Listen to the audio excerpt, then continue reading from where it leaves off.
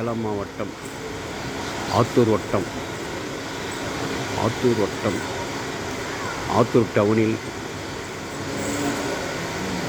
Signal அருகே அமைந்திருக்கும் வெள்ளைப்பிள்ளையார் கும்பாபிஷேகம் நடைபெற்றது. வாக்குண்டாம் நல்ல மனமுண்டாம் மாமலனாம் மேனில் ஒடுங்காது துப்பொன்று துப்பார் திருமேனியை தும்பிக்கையான் பாதம் தப்பாமல் சர்வார் நமக்கு. வெள்ளைப்பிள்ளையார் கோயில், பிள்ளையாருக்கென்று ஒரு கோயில் இருப்பது பெரிய விஷயமாகும். விமான கும்பாபிஷேகம் நடைபெற்றது.